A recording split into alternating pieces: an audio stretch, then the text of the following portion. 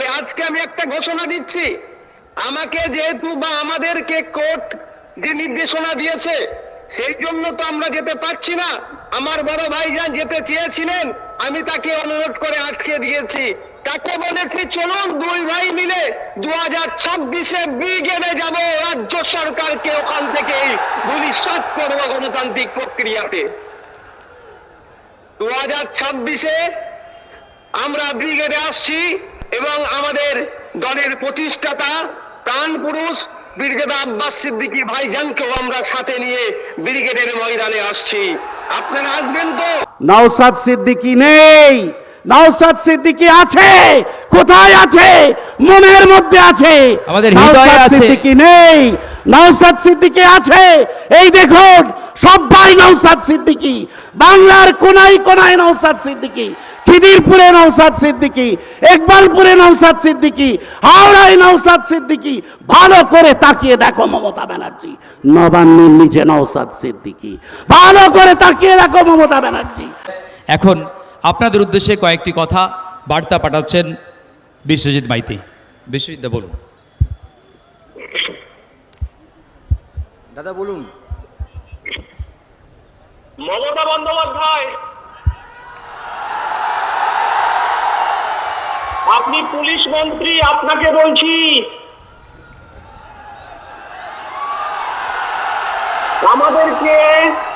আমাদেরকে ধর্মকে আটকে রাখা যাবে না। আপনি ভেবেছিলেন পশ্চিম বাংলায় আইএসএফ কে ধমকে চমকে পুলিশের মিথ্যে মামলা দিয়ে ঘরে ঢোকাতে চেয়েছিলেন। আজকে আপনি পারেননি, আপনি পরাজিত।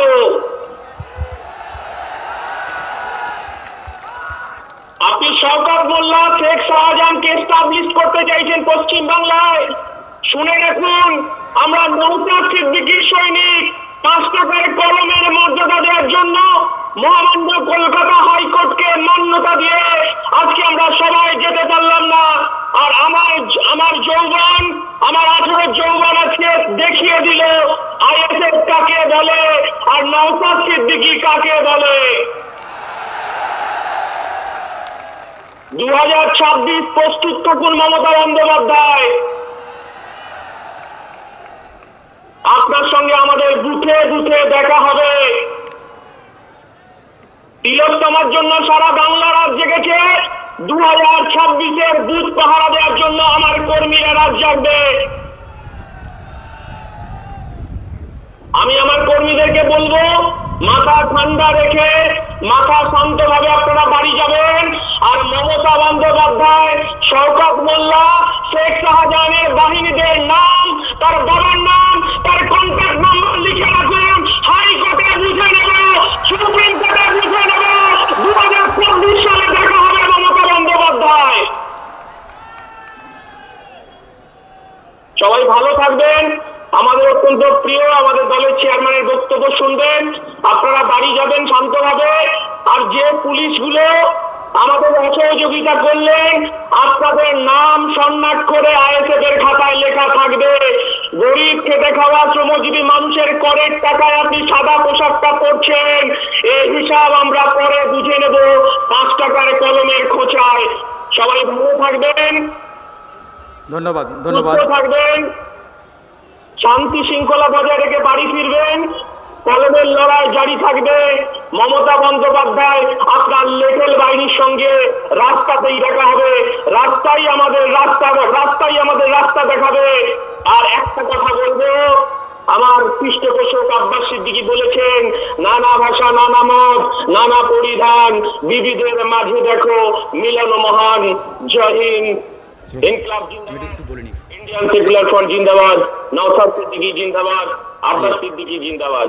খুব কষ্ট করে মনের ব্যথা থেকে উনি কথা বলছেন যে পার্টির সাধারণ সম্পাদক উনি যে কথাগুলো বললেন, আজকে ভাইজান, আমাদের প্রাণপ্রিয় ভাইজান, দলের চেয়ারম্যান, তিনি আজকে আসতে পাচ্ছেন না এখানে। আমাদের হৃদয় ভেঙে যাচ্ছে, কষ্ট হচ্ছে যে পার্টির বলা যেতে পারে আমাদের প্রাণ পুরুষ, যে মমতা বন্দ্যোপাধ্যায় আমাদেরকে মনে করেছে যে এই কলকাতাটা ওই কালীঘাটের মমতা বন্দ্যোপাধ্যায়, অভিষেক বন্দ্যোপাধ্যায় পৈতৃক সম্পত্তি, এটা কি তাদের বাপকালী সম্পত্তি? যে কলকাতার রাজপথ আজকে বুঝিয়ে দিচ্ছে এর প্রতিশোধ হবে, 26-এর প্রতিশোধ হবে। ভাঙনের ছেলেদের জেল দিয়ে, জরিমানা দিয়ে আটকানো যায়নি, আজকেও আটকানো যাবে না। ভাইজান আপনার উদ্দেশ্যে বার্তা দেবে, হৃদয় ভেঙে যাচ্ছে। এখন আমাদের চেয়ারম্যান পীরজাদা নওশাদ সিদ্দিক ভাইজান আপনাদের উদ্দেশ্যে কথা বলছেন। জি ভাইজান।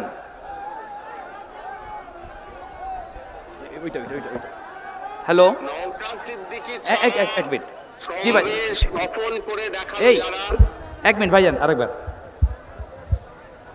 বলুন। আপনারা শুনতে পাচ্ছেন আমাকে? নওশাদ সিদ্দিকী ছানা আইএসএফ যে সমাবেশ করে দেখালো, এটা হচ্ছে আমার বড় ভাইজানের অনেক দিনের স্বপ্ন। আমি ধন্যবাদ জানাই যারা উপস্থিত হয়েছেন, নেতৃত্ব প্রত্যেককেই, যে আমার বড় ভাইজানের স্বপ্নকে আপনারা আজকে সফল করলেন। ভাইজান বারবার আমাকে বলে যে বেশি বেশি নেতা তৈরি করো, যত পারবে নেতা তৈরি করো, যেটা আপনারা আজকে দেখিয়ে নেন। রাগ ক্ষোভ হচ্ছে নাকি আপনাদের? রাগ ক্ষোভ হচ্ছে? আমারও রাগ ক্ষোভ হচ্ছে, কিন্তু এই রাগ আর ক্ষোভকে সঠিক পথে যদি কাজে লাগাতে আমরা পারি, তাহলে অপদার্থ ব্যর্থ তৃণমূল বিজেপির মিশ্রিত এই রাজ্য সরকারকে আমরা গঙ্গায় ছুঁড়ে ফেলতে পারবো গণতান্ত্রিক প্রক্রিয়াতে। তোমাদেরকে এই রাগ আর ক্ষোভটাকে ঠিক সঠিক জায়গায় সঠিক সময়ে কাজে লাগাতে হবে। তবে আজকে আমি একটা ঘোষণা দিচ্ছি, আমাকে যেহেতু বা আমাদেরকে কোর্ট যে নির্দেশনা দিয়েছে, সেই জন্য তো আমরা যেতে পারছি না। আমার বড় ভাইজান যেতে চেয়েছিলেন, আমি তাকে অনুরোধ করে আটকে দিয়েছি। তাকে বলেছি চলুন দুই ভাই মিলে 2026-এ ব্রিগেডে যাব, রাজ্য সরকারকে ওখান থেকে ভূমিষ্ঠ করব গণতান্ত্রিক প্রক্রিয়াতে। 2026-এ আমরা ব্রিগেডে আসছি এবং আমাদের দলের প্রতিষ্ঠাতা প্রাণ পুরুষ পীরজাদা আব্বাস সিদ্দিকী ভাইজানকেও আমরা সাথে নিয়ে ব্রিগেডের ময়দানে আসছি। আপনারা আসবেন তো?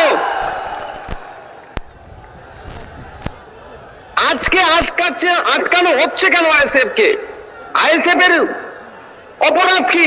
আইএসএফ এর অপরাধ হচ্ছে দলিত, আদিবাসী, পিছড়ে বর্গের হিন্দু, মুসলমানের হয়ে কথা বলছি আমরা। আমাদের অপরাধ এটাই, জলজমি জঙ্গলের যে স্বাভাবিক অধিকার আদিবাসীদের, সেটা কেড়ে নেওয়া হচ্ছে। দেউচা পাচামিরে আদিবাসীদের অধিকার কেড়ে নেওয়া হচ্ছে, এর বিরুদ্ধে বলার জন্য।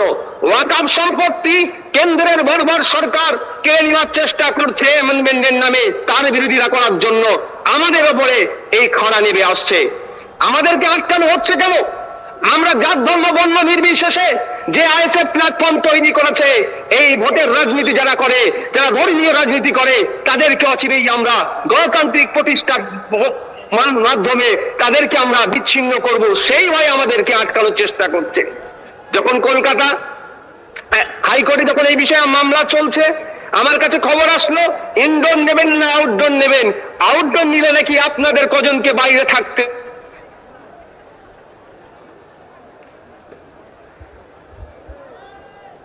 জি ভাইজান। হ্যালো হ্যালো হ্যালো হ্যালো আমার পঞ্চায়েতের নেতৃত্ব ওখানে নেতৃত্ব দিয়ে শহীদ মিনারের সমাবেশকে সফল করবে। আজকে সে প্রমাণ দেখিয়ে দিলেন আপনারা। হ্যালো হ্যালো জি ভাইজান বলেন। শুনতে পাচ্ছেন? হ্যাঁ জি। তো বড় ভাইজানের নির্দেশ ক্রমে আমাদেরকে আমরা আউটডোরই চাইলাম, অর্থাৎ শহীদ মিনার চত্বরই আমরা নিলাম। বারবার রাজ্য সরকার আমাদেরকে ইনডোর ইনডোর ইনডোর ইনডোর দেওয়ার চেষ্টা করছিল, অর্থাৎ ঘরে ঢুকিয়ে দেওয়ার চেষ্টা করলো। আর এর আইএসএফ তৈরি হয়েছে, যারা ঘরের মধ্যে ঢুকে আছে তাদেরকে ঘর থেকে বাইরে বার করে তাদের অধিকারের কথা বলবে বলেই জি ঘরে ঢোকার জন্য আইএসএফ তৈরি হয়নি। আইন বিচার ব্যবস্থার প্রতি মান্যতা দিই। দুর্ভাগ্যের বিষয়, সিঙ্গেল বেঞ্চের অর্ডারকে আমরা চ্যালেঞ্জ করে ডিভিশন বেঞ্চে গেলাম, কিন্তু ডিভিশন বেঞ্চ ওটা আগামীকাল ডেট রেখেছে। চলো, তারপরেও বলছি বিচার ব্যবস্থা জিন্দাবাদ, বিচার ব্যবস্থা জিন্দাবাদ। যারা বিচার ব্যবস্থা নিয়ে ছেলেখেলা করবে তাদের বিরুদ্ধে আমরা সময় দরকার লাগলে স্লোগান তুলবো, কিন্তু বিচার ব্যবস্থাকে আমরা জিন্দাবাদ বলবো।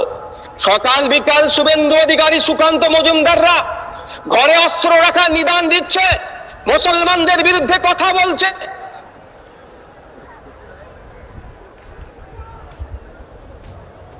রেস্ট্রিকশন হয় না, আর সব সময় বিভিন্ন সম্প্রদায়ের মধ্যে ঐক্য করার চেষ্টা করছে, সেতু বন্ধনের চেষ্টা করছে, সাম্প্রদায়িক সম্প্রীতি এগিয়ে নিয়ে যাওয়ার চেষ্টা করছে। যারা সব সময় কমিউনাল হারমোনিকে এগিয়ে নিয়ে যাওয়ার চেষ্টা করছে, তাদেরকে রাজ্য সরকার আটকানোর চেষ্টা করছে। এর জবাব মানুষ দেবে, জনগণ দেবে। জনগণের হাতে আমি ছেড়ে দিলাম। বন্ধুগণ, দুর্ভাগ্যের বিষয়, আমি আজকে ওখান থেকে দাঁড়িয়ে বলতাম, আমি ভার্চুয়ালি আজকে বলছি, সারা রাজ্যে যখন মাদ্রাসাতে জঙ্গি বলে যখন এক শ্রেণীর মিডিয়া দেখে দেওয়ার চেষ্টা করছে, আমাদের রাজ্যের অভিভাবিকা মাননীয় মুখ্যমন্ত্রী কেন মুখ বুজে সহ্য করছে, এই প্রশ্নটাও আজকে রেখে দিলাম আপনাদের কাছে। কারণ তিনি আমাদের রাজ্যের অভিভাবিকা, তিনার প্রেস কনফারেন্স করে বলা দরকার ছিল যে না, তোমরা যারা মাদ্রাসায় পড়াশোনা করো বা যারা মাদ্রাসা শিক্ষার সাথে যুক্ত আছো, আমি রাজ্যের অভিভাবিকা হয়ে বলছি, তোমরা চিন্তিত হবে না, মাদ্রাসায় কোনো জঙ্গি কার্যকলাপ হয় না। কিন্তু দুর্ভাগ্যের বিষয়, এ কোনো বক্তব্য দেখলাম না, বরঞ্চ ক্রমশ মুসলমানদেরকে ভয় দেখানো হচ্ছে। দলিত আদিবাসী নির্বিশেষে সকলের উপর অত্যাচার হচ্ছে। আদিবাসী হওয়ার জন্য, তার ধর্মীয় পরিচয় থাকার জন্য তাদের উপরে অত্যাচার হচ্ছে। কদিন আগে উত্তরপ্রদেশে দলিত শ্রেণী হওয়ার জন্য বাইক ওভারটেক করার জন্য তাকে মারধর করলো। ছত্তিশগড়ে দলিতকে পোস্টে বেঁধে পিটিয়ে মারলো। উত্তরপ্রদেশে সম্বল মসজিদের সার্ভের নামে মুসলমানদেরকে খুন করলো। এই নিয়ে রাজ্যের বা কারো কোনো কথা দেখতে পেলাম না। দুর্ভাগ্যের বিষয়, কেন্দ্র সরকার, রাজ্য সরকার অর্থনৈতিক ভাবে তারা বেসামাল হয়ে উঠছে। দুটো দলই এখন ধর্মীয় রাজনীতি করার চেষ্টা করছে। কেন্দ্র সরকার বলেছিল বছরে 2 কোটি চাকরি দেব, চাকরি দেওয়া তো দূরের কথা, বরঞ্চ চাকরি থেকে ছাঁটাই হচ্ছে। যখন এই প্রশ্ন করছেন, তখন নাকি খাজা হুজুরের মাজারের নিচে মন্দির দেখতে পাচ্ছে না। এই অপদার্থগুলোকে প্রশ্ন করতে হবে, এই অপদার্থগুলোকে জিজ্ঞাসা করতে হবে, খোদার সূচকে ভারতবর্ষ কেন 105 নম্বরে আছে, এর জবাবটা আগে দাও। আপনি ক্ষমতায় আসার আগে বলেছিলেন যে 1 টাকা সমান $1 হবে, আর ভারতবর্ষের সব থেকে টাকার দাম এখন আরো মান কমে যাচ্ছে। এখন 86.5 টাকা দিলে $1 পাচ্ছি আমরা। যখন আপনি ক্ষমতায় এসেছিলেন 2014-তে 60-62 টাকা দিলে $1 পাওয়া যেত। এইগুলো যখন ব্যর্থ হচ্ছে, তখন হিন্দু মুসলমানের রাজনীতি করছে। আর আমাদের রাজ্য সরকার যেটা চলছে, ও তো এক কথা।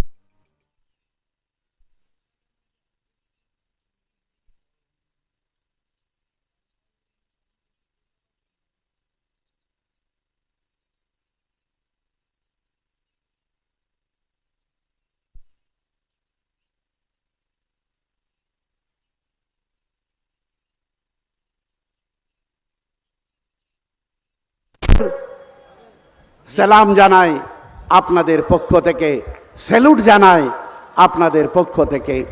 নওশাদ ভাইকে বক্তব্য রাখতে দেবে না। বিগত দিনে অন্যায়ভাবে পুলিশ নওশাদ ভাইকে সহ শাওন দাস, নাসির উদ্দিন মীর, শাহাবুদ্দিন সিরাজি সহ বহু সাথীকে অ্যারেস্ট করেছিল। কম বেশি 87-88 জনকে অ্যারেস্ট করেছিল, এবং তারপরে তাদের 41 দিনে যখন জামিন দেয়, তখন কিন্তু বিচারপতি বলেছিলেন যে এদের বিরুদ্ধে যে সমস্ত চার্জগুলো আনা হয়েছে, সেই চার্জ সম্পূর্ণ ভুল, প্রমাণ করতে পারেনি ক্যালকাটা পুলিশ। তার ফলে তারা জামিন পেয়েছিল। তারপরেও আমাদের বুকে ব্যথা। আমরা অসভ্যতা করি না, আমরা বর্বরের দল নয়, আমরা হিংসার আশ্রয় নিই না, আমরা নোংরামি করি না, আমরা ভাঙচুর করি না। রাষ্ট্রের সম্পত্তি ভাঙচুর যারা করে, আমরা তার বিরুদ্ধে। তাই যখন এবছর প্রসেনজিৎ দা বলেছেন যে জমি যার সেই ইন্ডিয়ান আর্মি মিটিং করার পারমিশন দিয়ে দিল 1 মাস আগে। আর জমি যার নয়, ক্যালকাটা পুলিশ তারা শৃঙ্খলা ভঙ্গের ভয় দেখিয়ে আদালতকে বলল যে না, ওদের করতে দেওয়া যাবে না। মহামান্য আদালতের নির্দেশকে আমরা অমান্য করিনি। ঠিক আছে, আপনি বলেছেন আমাদের সংগ্রামী চেয়ারম্যান নওশাদ সিদ্দিকী আজকের এই মঞ্চে আসবেন না, কিন্তু বক্তব্য রাখবেন। আপনাকে সম্মান জানাচ্ছি। আদালতকে অবমাননা করা এটা আমার রীতিতে পড়ে না, আমাদের রীতিতে পড়ে না। আমরা সেই শিক্ষায় শিক্ষিত হইনি। আপনি বলেছেন মালেক মোল্লাকে আসতে দেওয়া যাবে না, তাই মালেক মোল্লা আসেননি, তাকে আমরা আসতে দিইনি। আপনার নির্দেশ মেনে আমরা বলেছিলাম 2500 মাত্র চেয়ার দিয়েছিলাম, যে 2500 লোককে নিয়ে আমরা এই সভা করব। আপনাকে মান্যতা দিয়ে আমরা তাই সিদ্ধান্ত নিয়েছিলাম। কিন্তু দেখতে পেলাম পাক সার্কাস, তপসিয়া, বেগবাগান, খিদিরপুর, এই সব জায়গা থেকে কলকাতার মানুষ এই পীরজাদাদের এই সমাবেশ দেখতে এসেছে। আপনাদের দেওয়া আমরা মেনেছি, কিন্তু মানুষ যদি জড়ো হয়ে যায় তাহলে আমরা কি করতে পারি? আর পুলিশই বা কি করতে পারে? স্বাভাবিক এটা। ক্যালকাটা পুলিশের সহযোগিতা আমরা নিশ্চয়ই পাচ্ছি, কোনো কোনো ক্ষেত্রে অসহযোগিতাও হয়েছে, সেটা দুঃখজনক। আপনারা বলেছেন আমাদের উত্তর 24 পরগনার কর্মী, আমাদের উত্তর 24 পরগনার নেতৃত্ব, রাজ্য কমিটির সদস্য শাওন দাস, তাকে আসতে দেব না।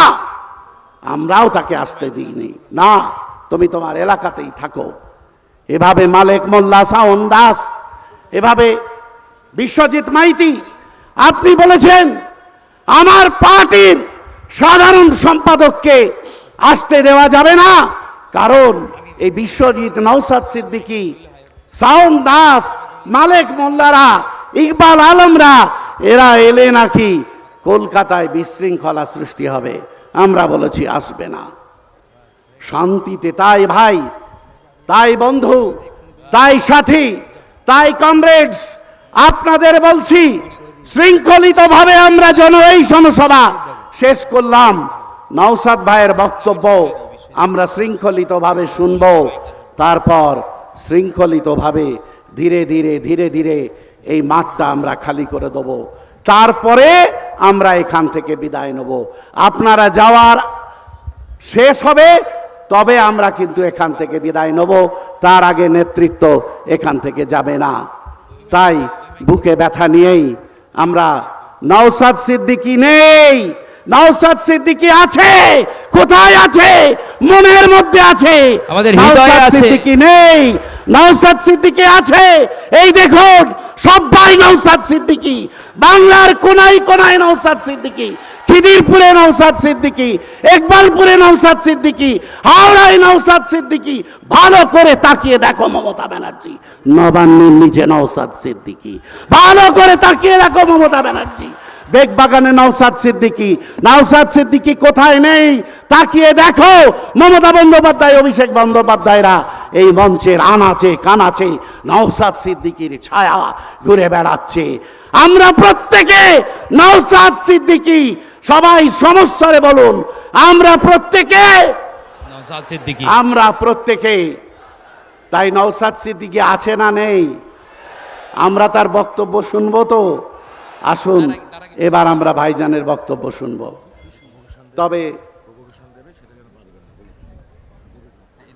তবে একটা কথা আপনাদের বলি, যে অনেক রকম প্রভোকেশন হবে, প্ররোচনা দেওয়া হবে, খবরদার পা দেবেন না। শান্তিতে আপনারা জায়গা ছাড়বেন। তবে আমাদের পার্টির সাধারণ সম্পাদক বিশ্বজিৎ দা খুব অল্প কথায়